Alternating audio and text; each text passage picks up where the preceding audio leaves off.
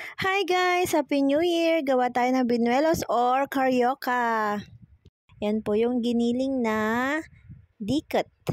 Dikit ang tawag namin doon. Yan, pinagiling po namin para mas magandang ihalo-haluin, parang harina. At nilagyan din po namin ng nyog na ginadgad para mas masarap yung ating carioca. Ayan po, minekos-mekos na ni Nanang. Yan, mekos-mekos ng mabuti. Tapos pag nahalo na ng mabuti ay lagyan po natin ng tubig para magiging dough. Ayan na, pwede nang i-form para maging binelos or carioca. Ayan na po yung kanyang ginawa ni Nanang. Yan.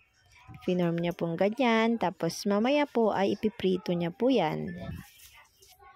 Alam nyo guys, kahit yan lang po yung ingredients na yung dikit tsaka yung ginadgad na nyog, tapos ipiprito yan ay napakalasa na po yan. Try nyo po! At ito na guys, yung panghalo sa binelos o carioca para mas maging malasa. Ayan na guys, imemekos-mekos na natin para mas maging malasa yung ating binelos o carioca.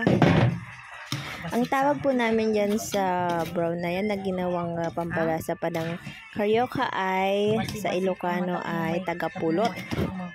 Mekos-mekos lang na mabuti ni hipag para mabalutan ng mabuti yung mga binelos para mas maging malasa pa. Yummy! Ayan na, mekos-mekos na! Kain na!